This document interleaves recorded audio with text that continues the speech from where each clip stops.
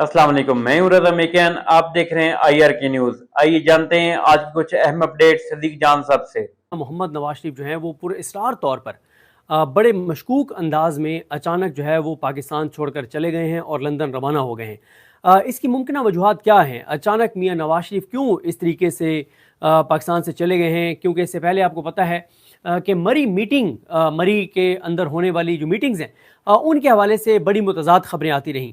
कभी ये कहा जाता रहा कि मियां नवाज शरीफ बहुत बरहम है और उन्होंने कहा है कि नोटिफिकेशन फील्ड मार्शल का नहीं होगा, और उस पर खैर तफसील से बात करते हैं कि वो क्या खबरें आती रहीं।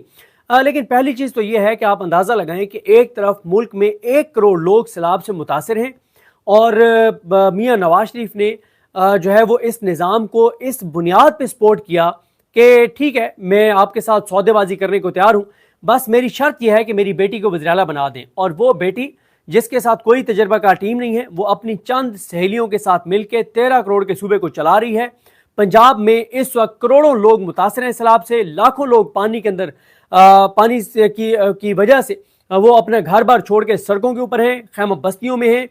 सैकड़ों लोग डूब गए हैं, हजारों जानवर बह गए हैं, लाखों एकड़ जो फसलें हैं वो तबाह हो गई हैं, जमीन काबिल काश्त रही नहीं है और बहुत ज्यादा नुकसान हो गया है। और अंदाजा लगाएं मियां नवाज शरीफ का कि 3 बार के वो वज़ीर आज़म रहे हैं। बताया गया कि जंग का प्लान भी उन्होंने तैयार किया।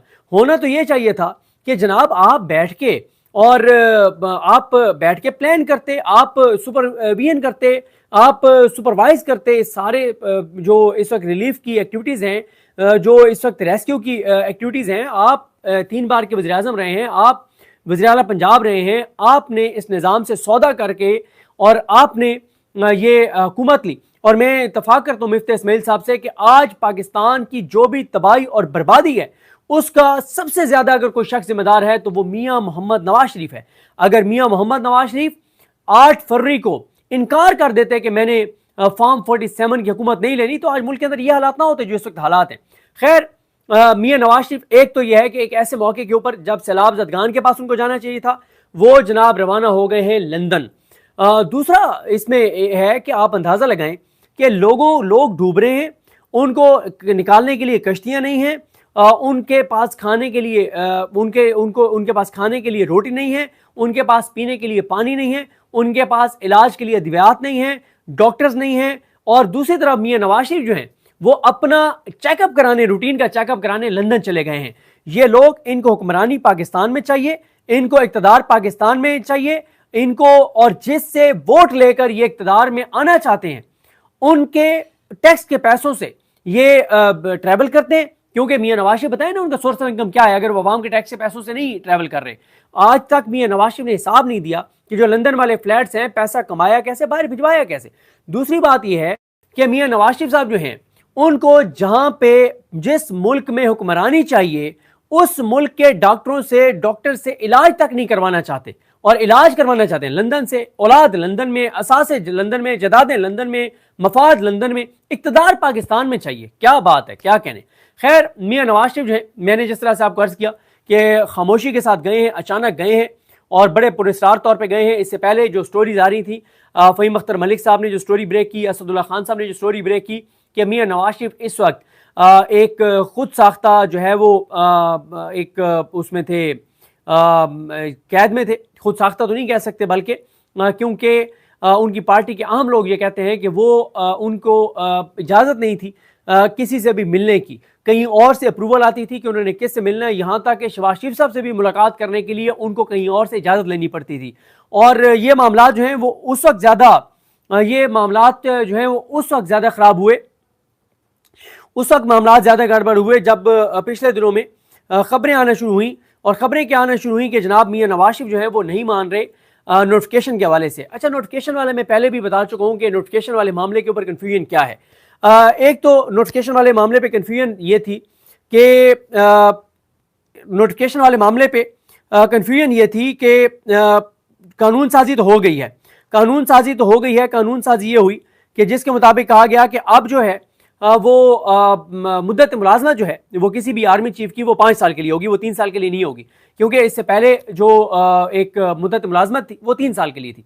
जब कानून साजी हो गई और मुद्दत मुलाजमत हो गई 3 साल से 5 साल होगी, तो एक डिस्कशन थी लीगल कम्युनिटी के अंदर कि आया नए नोटिफिकेशन की जरूरत है या कानून में तब्दीली ही काफी है। यह डिस्कशन चल ही रही थी कि एक और खबर आई कि नहीं जनाब, नोटिफिकेशन तो होगा, लेकिन ये नोटिफिकेशन 5 साल के लिए होगा, यानी ये 2025 से लेकर 2030 तक के लिए होगा। फिर कहा गया फिर ये कहा गया कि जनाब नहीं, मियां साहब 5 साल के नोटिफिकेशन के ऊपर नहीं मान रहे। फिर राना सनौल्लाह मोहम्मद मालिक साहब के प्रोग्राम में कहते हैं कि मरी में ये फैसला हो गया है, मरी में फैसला हो गया है तसलसल का, और अभी तक इसकी तशरीह नहीं की गई कि तसलसल से क्या मुराद है, 5 साल का नोटिफिकेशन या मजीद 2 साल, इसके ऊपर कंफ्यूजन है। अब यहां पर आके भी मुख्तलिफ चीजें थी। जो मियां नवाज शरीफ साहब के ग्रुप के लोग हैं वो ये कहना शुरू हो गए मुख्तलिफ जगहों पर बैठकर कि मियां साहब जो है वो बहुत ज्यादा गुस्से में हैं और मियां साहब किसी भी वक्त फट सकते हैं। जबकि दूसरी तरफ इरफान सिद्दीकी साहब कह चुके हैं कि मियां नवाज शरीफ साहब उस कुकर की तरह हैं जिसमें से सीटी बजती रहती है और प्रेशर निकलता रहता है। मियां साहब अपना प्रेशर रिलीज करते रहते हैं, वो कोई नहीं फटेंगे। लेकिन मियां नवाज शरीफ ग्रुप के लोग कहने लगे कि नहीं जनाब, मियां नवाज शरीफ फटने वाले हैं, किसी वक्त भी वो बड़ा खड़ा कर सकते हैं। इस दौरान बहुत बड़ी बड़ी मीटिंग्स हुई। मरियम नवाज साहबा जापान से आई और जापान से आके सीधी मरी चली गई और सैलाबजदा इलाकों में नहीं गई।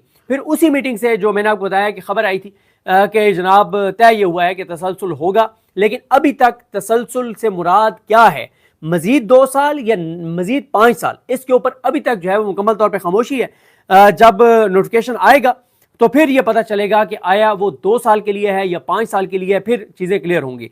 अब सवाल यह है कि आया मियां नवाज शरीफ जो हैं वो क्या वाकई फटने वाले थे और उसके बाद उनको कोई 2 टोक पैगाम दिया गया, या उनकी बेटी ने जाकर उनको समझाया कि जनाब मेहरबानी करें और आप जो है वो क्यों हमें भी बर्बाद करना चाहते हैं, क्यों हमें भी जेलों में भिजवाना चाहते हैं, क्योंकि ये तो तय है कि शरीफ खानदान जो है वो आज तक अपने असासे और जायदादों का जवाब नहीं दे सका, लंदन फ्लैट्स का जवाब नहीं दे सका कि पैसे कमाए कैसे, बाहर भिजवाए कैसे, कोई चीज का मियां नवाज शरीफ और शरीफ खानदान जवाब नहीं दे सका।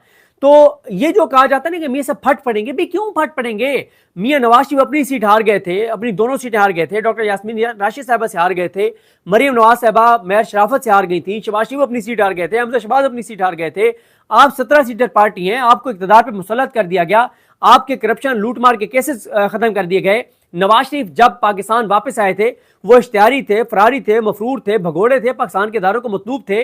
शहबाज शरीफ को जब वज़ीर आज़म बनाया गया उस वक्त शहबाज शरीफ और हमजा शहबाज पे फर्द जुर्म आयद होनी थी। तो आप ये कैसे आप ये कह सकते हैं कि मियां नवाज शरीफ जनाब ये कर देंगे वो कर देंगे? आप तो अपनी सीटें हारे हुए हैं, आपको तो मुसल्लत किया गया इस मुल्क के ऊपर, आप कैसे कह सकते हैं कि आप फट पड़ेंगे?